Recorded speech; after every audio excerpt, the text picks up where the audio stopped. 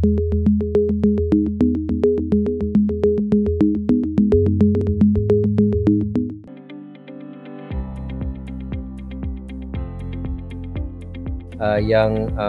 sudilah bersama dengan sesi STME ni.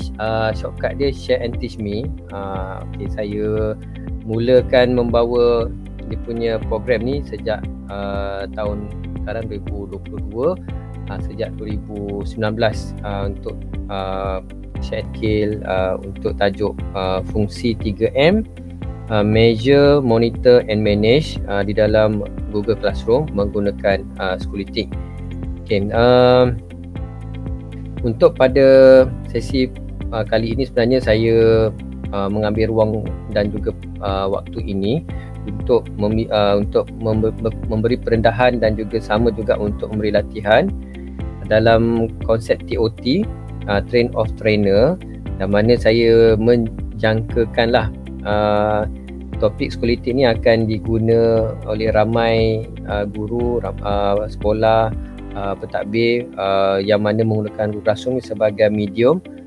Pertama, sama ada pengurusan pentadbiran, pengurusan ERPH, dan bagi guru juga untuk pengurusan subjek, terutamanya kelas-kelas yang kita bergilir, dan diharapkan jugalah perkongsian Scholastic ni dapat memberi satu kelainan dalam menguruskan Google Classroom ini, terutamanya dalam menyediakan analisa terhadap tugasan yang berikan kepada pelajar, dan pada masa yang juga untuk merekodkan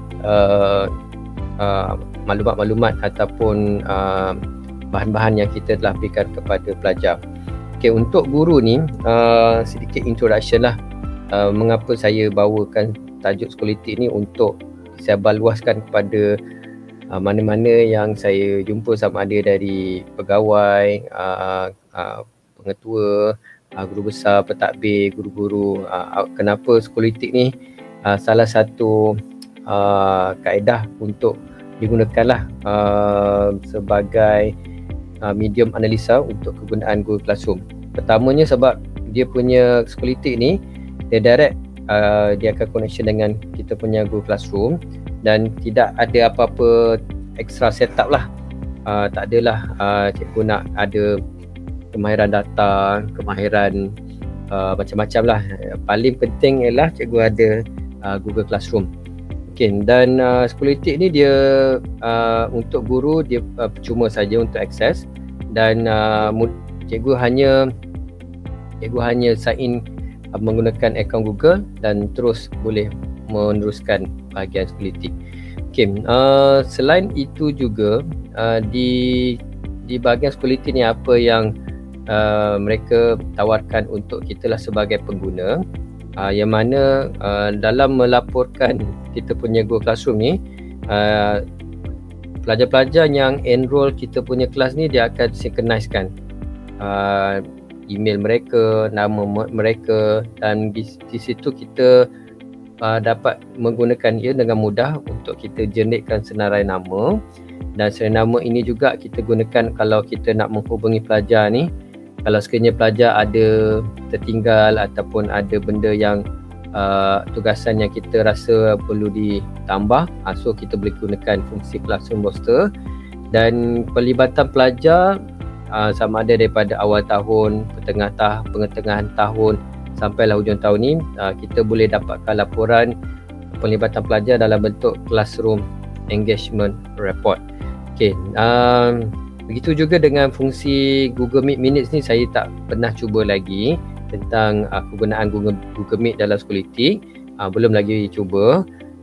Dan yang lain, yang keempat tu onboarding support MPD ni, untuk makluman cikgu-cikgu sekalian, selain saya lah sebagai orang kata kongsikan bahagian Scholastic ni, kalau cikgu perlukan workshop ataupun training tambahan daripada pihak Scholastic, sebenarnya mereka ada sesi workshop yang mana cikgu boleh daftarkan sesi dengan mereka mengikut time zone mereka. Dan biasa tempoh sesi onboarding support ni dia ambil masa dalam setengah jam untuk satu sesi. Dia akan terangkan bagaimana, dan cikgu juga boleh bertanyakan soalan kepada mereka. Okay. Alright, di Schoolitic ni selain analisa Google Classroom ni, mereka juga ada akses juga untuk analisa Canvas, PowerSchool, Formative, New Map, Illumate Education ISN ni. Tambahan untuk maklumat tentang Schoolitic ni, pada asalnya tujuan memilih untuk bahagian Schoolitic ni sebab saya didatangilah ataupun ditanyakan oleh pegawai yang hadirlah kunjung bantu, dan juga pernah hadir webinar lah, di peringkat JPN dengan PPT ni. Ada soalan daripada mereka lah, bertanyakan tentang penggunaan Google Classroom di peringkat sekolah semasa PKP ni. Pihak sekolah maklum guru-guru memang menggunakan fungsi Google Classroom ni sepenuhnya lah untuk sesi pengajaran dan pelajaran PDPR.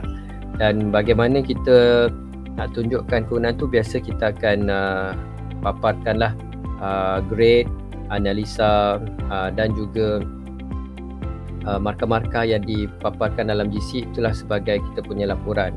Dan bila hadir untuk bimbingan daripada ataupun sesi training lah daripada Schoolitic ni, saya nampak ini adalah solution lah tentang apa yang pihak sekolah ataupun guru perlukan untuk mewujudkan satu analisa penggunaan Google Classroom, terutamanya subjek yang dia mengajar dan juga pelajar-pelajar yang return dia punya tugasan.